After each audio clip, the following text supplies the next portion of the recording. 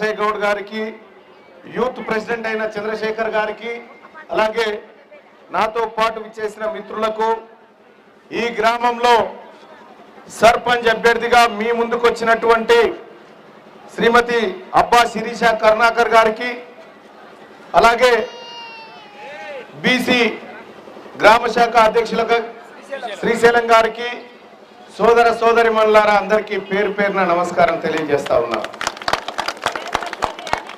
పాపం ఆ తల్లి ఏమన్నదో తెలుసా?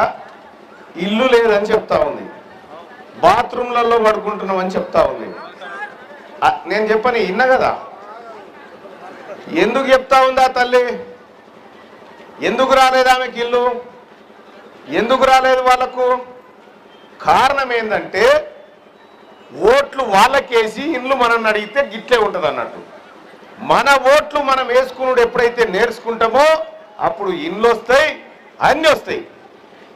మనము మన ఓట్లు మందికేస్తాం, ఇల్లు రాలేదని వెళ్ళి పెడతాం. ఈడ అంటే ఇది వాళ్ళ తప్పు కాదు, వాళ్ళకి తెలియక, ఈ ఓటు ఎంత పవిత్రమైందో తెలియక ఇట్లా జరుగుతూ ఉంటుంది. ఇవాళ ఇంత మేజర్ గ్రామ పంచాయతీ అయినటువంటి ఈ గ్రామంలో ఈ సమస్యలన్నీ ఇట్లా తిష్టేసుకొని కూర్చున్నాయి. 25 సంవత్సరాల తర్వాత బీసీలకు అవకాశం వచ్చింది. ఈ బీసీలకు అవకాశం రాక ఇది జనరల్ అయితే ఎవరెవరు నిలబడుతుండే? కర్ణాటక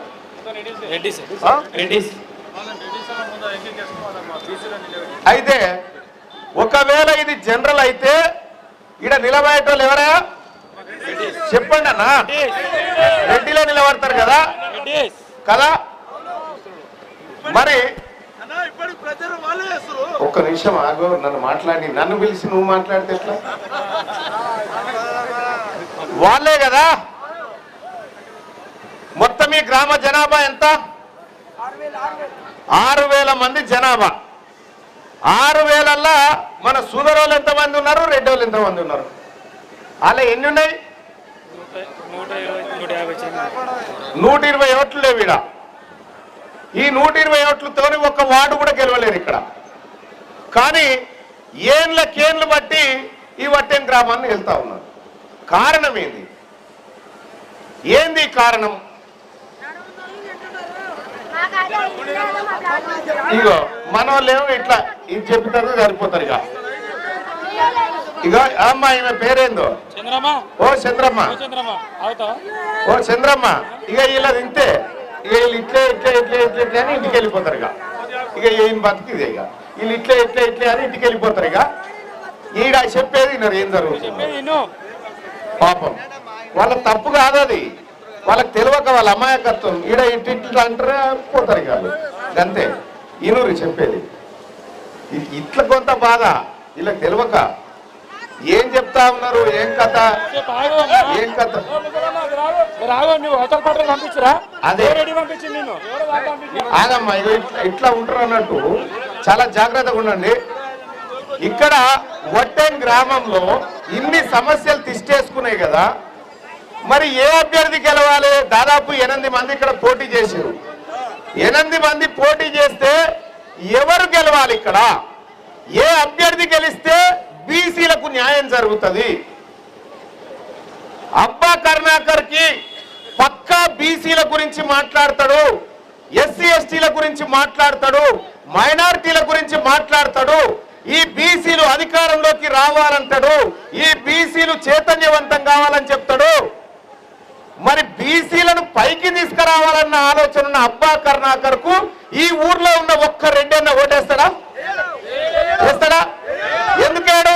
ఇతని వల్ల వాళ్ళకు ప్రమాదం ఉంది కాబట్టి, ఇతని వల్ల వాళ్ళకు ప్రమాదం ఉంది కాబట్టి ఇతడు వీళ్ళ బీసీలను పైకి తీసుకురావడానికి ప్రయత్నం చేస్తారు కాబట్టి వాళ్ళు ఒక్కరు కూడా ఓటేయరు. ఈ వేదిక నుంచి చెప్తా ఉన్నా, మీ ఓట్లు మాకొద్దు, మీ ఓట్లు మాకొద్దు.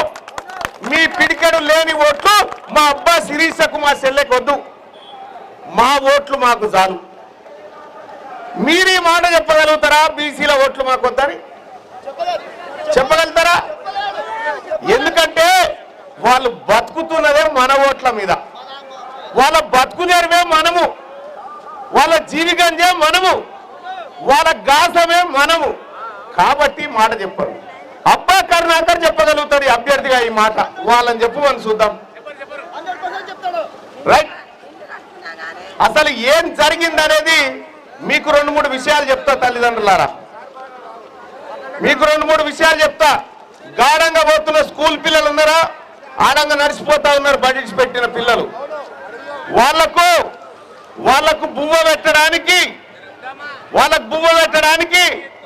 8 రూపాయలకు బువ్వ పెడతారట. వాళ్ళకు 8 రూపాయలకు మధ్యాహ్నం పూట భోజనం చేసి పెడతారట. వాళ్ళకు వంటోండి, ఆ వంటోండినోని పైసలు లేవు ఇప్పటిదాకా, 1 రూపాయి వచ్చుడు లేదు. వీళ్ళకే 8 రూపాయలు పెడతారట. బెంగళూరులో ఇదే కాంగ్రెస్ పార్టీ వీధి కుక్కలకు వారానికి 2 బిర్యానీలు పెడతా ఉందట. అంటే వాళ్ళ బతుకులు ఎట్లా ఉన్నాయి, మన బతుకులు ఎట్లా ఉన్నాయి, ఇక్కడ మనం అర్థం చేసుకోవాలి. ఇవాళ ఇదే కాంగ్రెస్ పార్టీ ఏం చేసింది ఎరికేనా? ఇక కాంగ్రెస్ పార్టీ మాది, కాంగ్రెస్ లో మేము ఉన్నామని చెప్పుక తిరుగుతున్నటువంటి వాళ్ళు ఒకరు ఏం చేసినా చూద్దాం. మనకు ముందుగాల 34% రిజర్వేషన్ ఉండే, 34 అంటే 100కి 34 మందం మనకు పెట్టేది. కేసీఆర్ వచ్చేసి ఏం చేసిందంటే వీళ్ళకు 34 ఎందుకు రా అని దాన్ని 23కు తెచ్చిండు. 23కు తెస్తే వచ్చిన రేవంత్ రెడ్డి ఆయన ఏం చేసిండు ఎరికేనా? మీకు 42కు తీసుకపోతే మీకు 42% పెడతా అని చెప్పి మోసం చేసి 42 ఇయ్యకపోగా ఉన్న 23 ఇయ్యకపోగా కేవలం 100కి 17 మనకు పెడతా ఉన్నారు. వాళ్ళు పిడికెడు మంది లేని రెడ్లు 150 తింటా ఉన్నారు. 150 జరేగా మొత్తం ఇదే పని. సోదరులారా, బీసీల రిజర్వేషన్ ను దొంగతనంగా తగ్గించినటువంటి రేవంత్ రెడ్డికి ఓటేస్తే, కాంగ్రెస్ పార్టీ మనిషికి ఓటేస్తే మన పిల్లలను మనం ఉరితాడేసుకున్నట్టు అవుతుంది, మన భవిష్యత్తు మనం నాశనం చేసుకున్న వాళ్ళం అవుతాం.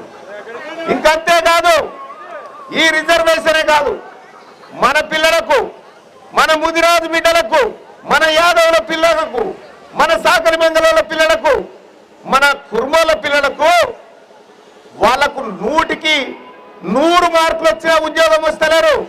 కానీ వాళ్లకు చదువు రాకపోయినా ఉద్యోగాలు తీసుకుంటా ఉన్నారు, దొంగతనంగా ఉద్యోగాలు ఎత్తుకపోతా ఉన్నారు, మన నోటి కాడి బుక్ ఎత్త కొడతా ఉన్నారు.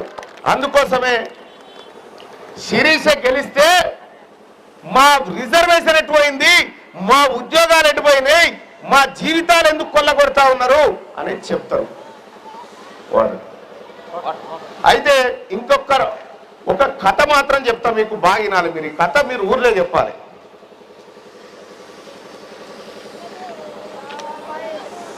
ఏంటంటే ఒక ఊళ్ళో ఓ రెడ్డి ఆయన కోళ్ళను పెంచిండట, కోడిపెట్టను పెంచిండు ఒక ఆయన. ఆ కోడిపెట్ట 20 గుడ్లు పెట్టింది. 20 గుడ్లు పెడితే దాన్ని ఒదిగేసిండు. ఇక కోడిని ఒదిగేసి 20 పిల్లలు అయింది కదా, 21 రోజులకు అయితే కదా 20 పిల్లలు అయినాయి. 20 పిల్లలు కాగానే ఏం చేసిండు, ఆ పిల్లల్ని మంచిగా ఇంట్లో గచ్చులు వేసాడు. తల్లి కోడిని పిల్లల్ని గచ్చులు వేసి నూకలు చల్లిండు, నీళ్లు పెట్టిండు, ఇంత చిప్పల నీళ్లు పెట్టి నూకలు చల్లిండు. పరంపరం నూకలుంటే చల్లితే కోళ్ళకు పిల్లలు బుక్తా ఉన్నాయి. బుక్తా ఉంటే 2-3 రోజులు బుక్కినాక తల్లి కోడి ఏం చేసింది, ఆ గచ్చులకేని బయటకు వచ్చింది. గచ్చులకేని బయటికి పోతుంటే ఈ పిల్లలు అంటా ఉన్నాయి, ఏమని గట్టెందుకు పోతున్నావు అమ్మా, రెడ్డి గారు మంచిగా నూకలు వేసిండు, నీళ్లు పోసిండు, నీకు పని పాట లేదా, గడ్డు రుక్కుతున్నావు, ఎంత మంచివాడు రెడ్డి గారు, నూకలు పోసిండు, మరి ఇది తాగి ఈ నూకలు బుక్కాలి, నీళ్లు తాగాలి, నీకు తెలివి లేదా అమ్మా అని పిల్లలు తల్లిని తిడతా ఉంటాయి. అప్పుడు ఆ తల్లి ఏం చెప్తుంది పిల్లలకు, ఇప్పుడు పోస్తాడు తర్వాత కోస్తాడే, వానితోటే వచ్చింది బాధ, ఇప్పుడు నూకలు పోస్తాడు తర్వాత కోస్తాడు అని చెప్పి తల్లి చెప్తుంది. తల్లి చెప్తే పిల్లలు మా అమ్మకు తెలివి లేదనుకోని అంటే, సరే తల్లింట పోవాలి కాబట్టి అవి కూడా గచ్చెక్కుతాయి. మెల్లగా గచ్చెక్కినాక ఇంటి కడపకాడికి పోతుంది, మెయిన్ కడపకాడికి పోయి తల్లి కోడి కడప ఎక్కుతా ఉంటుంది, మళ్ళీ వస్తూ ఉంటుంది. ఎందుకో పిల్లలకు నేర్పిస్తుంటుంది అన్నట్టు ఇట్లా ఎక్కాలని. మీ ఇళ్ళల్లో ఉంటుంది చూడరు మీరు, గట్లే ఉంటుంది, ఎక్కితే దుంకుతూ ఉంటుంది. అప్పుడు పిల్లలు ఏం చేస్తాయి, తల్లి ఎక్కినట్టు కడపెక్కి అరుగు బయటికి కూడా పోతాయి, బయటికి వస్తాయి. బయటికి రాగానే అరుగుల పూట తల్లి ఏం చేస్తుంది, కాలుతో గీరి ఏమన్నా పురుగులు గిరుగులు ఉంటే కొట్టి పిల్లల ముంగటేస్తుంది, అవునా కాదా?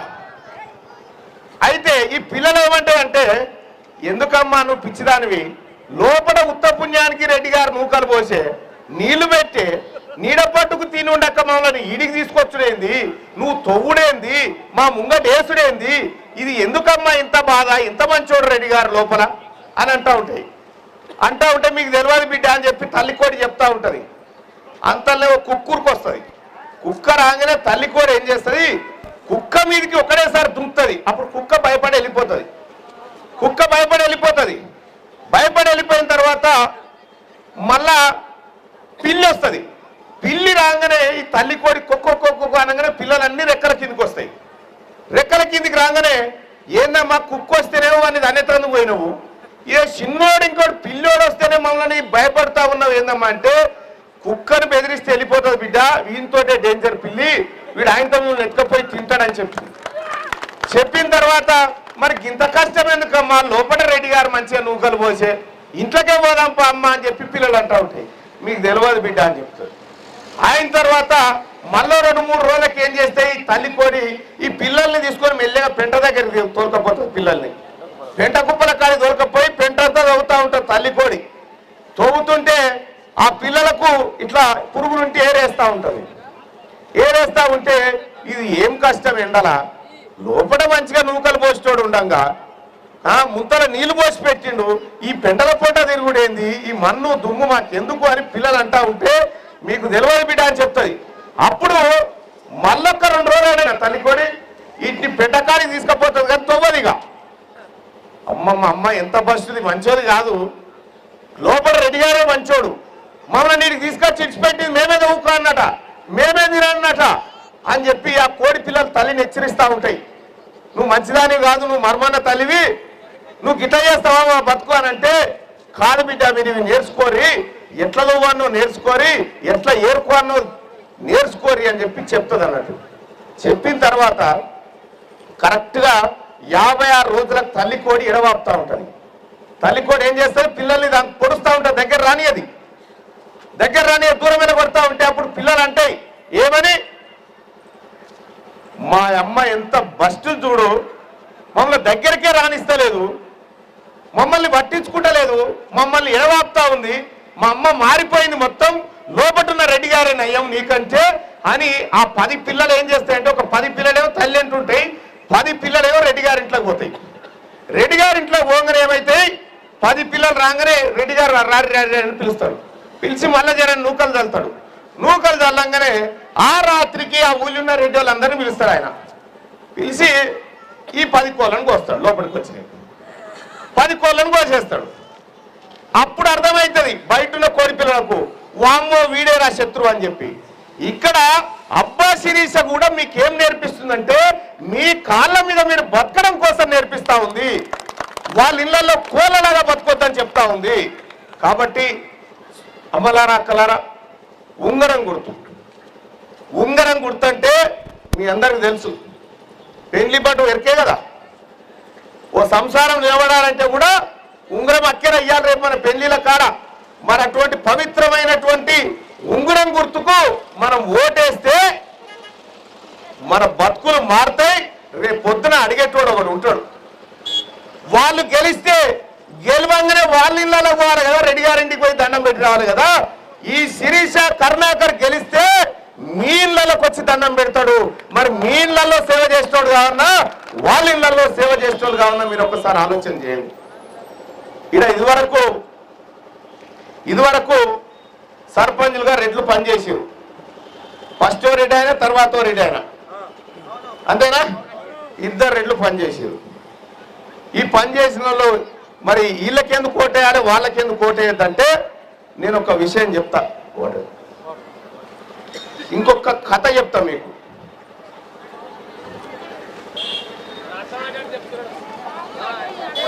ఇక ఒక అడవిలో పెద్ద పులి ఉంటుంది. ఆ పెద్ద పులి ఏం చేస్తుందంటే, పెద్ద పులికి ఆకలి అవుతుంది. ఆకలి కాగానే ఒక నక్కకి చెప్తుంది, ఏ నక్క, నాకు మేకను పట్టుకొచ్చి ఇస్తేనేమో నిన్నేమన్నా, లేకపోతే నిన్నే తింటా అంటది. లేదు లేదు రాజా పెద్ద పులి నేను నా మేకను పట్టుకొస్తాను పోతుంది. ఇక మన ఇళ్ళకి వస్తుంది, వచ్చి మేకకి చెప్తుంది నక్క ఏమని, అరే అడవికి రాజుగా పెద్ద పులి ఉండడట్రా, ఆయనతోటి అయితలేదురా, ముసలోడు అయిపోయాడు, నిన్నే రాజుని చేస్తా అంటుండ్రా అని చెప్పి మేకను బుద్ధిగరిస్తుంది నక్క. నువ్వు నేను రాజు ఎట్లయితారా భయ్, అడవిలో పులి రాజు లెక్క ఉంటుంది కానీ నేను ఎట్లా రాజునైతా అని చెప్పి ఆయన ఈ నమ్మది, నా మాటిని రా అని చెప్పి నక్క నమ్మించి మేకను తీసుకొని పోతుంది పెద్ద పులి దగ్గరికి. పోగానే పెద్ద పులి ఆకలితో ఉందిగా, తటక్కున దుంకి మేక చెవులు కొరికేస్తుంది. మేక చెవులు కొరికేయంగానే ఈ మేక ఒకటే ఉరుకుతా ఉంటుంది, అమ్మ సస్తి కదరా అని చెప్పి ఉరుకుతా ఉంటే అప్పుడు నక్క మళ్ళీ ఉరుకుతుంది. ఎందుకు ఉరుకుతున్నావురా, నిన్ను రాజుని చేస్తా అంటే నువ్వే ఎగవరు ఉరుకుతా ఉన్నావు ఎందుకురా మేక అని చెప్పి నక్క అంటే, ఎక్కడ రాజురా, రాజుని చేసేటోడు నన్ను ఇంకా జర్ర అయితే మొత్తం కొరుకుతుండేరా, నయం ఇంకా చెవులే తగినాయి అని మేక చెప్తుంది. అంటే అప్పుడు నక్కేం చెప్తుంది ఎరికేనా, నీకు తెలియదు మేక, నీకు తెలియదురా నువ్వు అవలగానివి, నిన్ను రాజుని చేయాలంటే కిరీటం పెట్టాలంటే చెవులు అడ్డం ఉన్నాయి కదా, అందుకే కొరికేసిండ్రా, లేకపోతే ఇంకోటి గానే కాదు. మేకకు కిరీటం పెట్టేందుకు చెవులు అడ్డం ఉన్నాయని చెవులు కొరికిండు తప్ప నీకు ఆయన రాజుని చేస్తేందుకే ఈ పని చేసిందంటాడు. మళ్ళా నమ్మించి మళ్ళా దొరకపోతుంది నక్క. మళ్ళా దొరకపోగానే వీడు చెవులు కొరికిన ముంగట అని వెనకకు తిరిగి నిలబడుతుంది మేక. ఈసారి నడుము అందుకుందామని దుంకేసరికి ఆయనతో మేక తోక కొరుకుతుంది. తోక కొరకంగానే తోక లేకుంటే మేక ఒకటే ఉరుకుతా ఉంటుంది, అమ్మ వీడు చంపేతందుకే పిలిచిండ్రా నన్ను, చంపేతందుకే పిలిచిండ్రా అని చెప్పి మళ్ళా ఉరుకుతా ఉంటుంది. ఉరుకుతా ఉంటే మళ్ళా నక్క పోతుంది. మళ్ళా నక్క పోయి ఎందుకు ఉరుకుతున్నావు అట్లా, నువ్వు రాజు కావారా అడవికి, నువ్వు రాజు కావా అని చెప్తుంది. చెప్పగానే ఎక్కడ రాజురా, ముందుగానే పోతే చెవులు కొరికే, ఇప్పుడు పోతేనే తోక కొరికే, ఇక రాజునాడు చేస్తారా నన్ను తింటానికే కదరా అని అంటే, చిచి కాదురా, రాజు అంటే సింహాసనం మీద కూర్చోవాలి, నువ్వు కూర్చోవాలంటే నీకు తోకాటం ఉంది కదరా, అందుకోసం కొరికింది తప్ప ఇంకోటి కాదని చెప్తాడు. తోకను కొరికేస్తుంది. ఇక మళ్ళా నమ్మిస్తారు, ఇక మళ్ళా నక్క వస్తూ ఉంటుంది.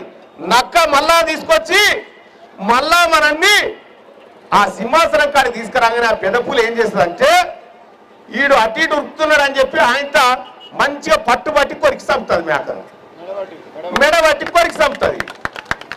ఫస్ట్ ఒక రెడ్డి ఆయన చెవులు కొరికిండు, రెండో రెడ్డి ఆయన తోక కొరికింది. ఇప్పుడు పుడుక్కున్న వాళ్ళని నమ్ముకున్న వాళ్ళ కోటేస్తే మొత్తం మనన్నే కొరుకుతారు. చాలా జాగ్రత్తగా ఉండు, చాలా జాగ్రత్తగా ఉండమని చెప్పి తెలియజేస్తా ఉన్నా. అమ్మా ఒక్కటి గుర్తు పెట్టుకోండి, ఇవాళ కాంగ్రెస్ పార్టీ నాయకులు చెప్తా ఉన్నారు మేము ఎకరకు 6,000 రూపాయలు ఇచ్చి, ఎవరి సొమ్ము ఎవరు తిన్నాడమ్మా, 9,000 కోట్ల రూపాయలు అప్పు తెస్తే ఆ 9,000 కోట్ల రూపాయల్లో మన బీసీల మీద ఎంత అప్పు చేసినా 5,200 కోట్లు మన నెత్తుల మీద అప్పు చేశాడు. అప్పు చేసి మన బీసీ రైతులకు ఇచ్చింది ఎంత ఎరికేనా, 4,300 కోట్లు ఇచ్చాడు. రెడ్డోల మీద ఎంత అప్పు పెట్టినరికేనా, 870 కోట్లు పెట్టి వాళ్ళకెంత పంచినరికేనా, 4,200 కోట్లు పంచారు. మన సొమ్ము వాళ్ళకు పంచారు. పేరు పెరుమాలని ఆరగింపయ్య గారిది, పేరేమో మనది, దొబక తిన్నదేమో వాళ్ళు. ఈ రకంగా దోపిడీ చేస్తా ఉన్నారు, ఈ రకంగా మోసం చేస్తా ఉన్నారు. అమ్మా మీరు ఒక్కసారి ఆలోచన చేయండి. ఈ వట్టం గ్రామంలో మన ఆడబిడ్డ, మనందరికీ తెలిసిన భావజాలం ఉన్న కుటుంబం నుంచి వచ్చిన బిడ్డ, బీసీల కడుపులలోకి తొంగి చూసే బిడ్డ, వాళ్ళ ఆకలి అవుతుందా, మంచి అవుతుందా, చెడవుతుందా చూసేటువంటి బిడ్డకు మీరు అవకాశం ఇవ్వండి అని చెప్తా ఉన్నా. ఉంగరం గుర్తుకు ఓటేసి అత్యధిక మెజార్టీతో గెలిపించాల్సిందిగా కోరుతా ఉన్నా. తెలంగాణ రాజ్యాధికార పార్టీ ఈ శిరీషకు సంపూర్ణ మద్దతు తెలియజేస్తూ ఇక్కడికి రావడం జరిగింది. ఈ బిడ్డను గెలిపించమని చెప్పి మీ అందరినీ కోరుతా ఉన్నాం. అలాగే ఇంకొక 2 విషయాలు తెలుసుకోవాల్సినటువంటి అవసరం ఉంది. ఇక బీఆర్ఎస్ ఆయన వస్తాడు, ఆయన బీఆర్ఎస్ పార్టీకి పెద్ద ఆయన రెడ్డి ఆయనే ఉంటాడు, కాంగ్రెస్ పార్టీకి ఆయనే ఉంటాడు, బీజేపీకి ఆయనే ఉంటాడు, మన వాళ్ళు ఇళ్ళ కడ కూర్చోవాలి. ఇప్పుడు శిరీష పోటీ చేస్తుంది, అటువంటి వాళ్ళ కూడా కాదు, భాజపా ఆడబిడ్డ పార్టీ ఇది బీసీల కోసం పుట్టిన పార్టీ, ఇది మన సోదరుల కోసం పుట్టిన పార్టీ, ఇది మన జాతుల కోసం పుట్టిన పార్టీ అని చెప్పి తెలియజేస్తా ఉన్నా. అందుకోసమే తెలంగాణ రాష్ట్రంలో 2028లో మనం అధికారంలోకి రాబోతా ఉన్నాం. మన బీసీ ఆడబిడ్డల్ని వాళ్ళకి రిజర్వేషన్ కల్పించాలని డిమాండ్ చేస్తూ ముందుకు రాబోతా ఉన్నాం. కాబట్టి మీ అందరు కూడా కరుణాకర్ శిరీషకు అత్యధిక మెజార్టీ ఇచ్చి గెలిపించమని చెప్పి కోరుతూ జై శిరీష, జై శిరీష, ఉంగరం గుర్తుకే, ఉంగరం గుర్తుకే, ఉంగరం గుర్తుకే. ధన్యవాదాలు.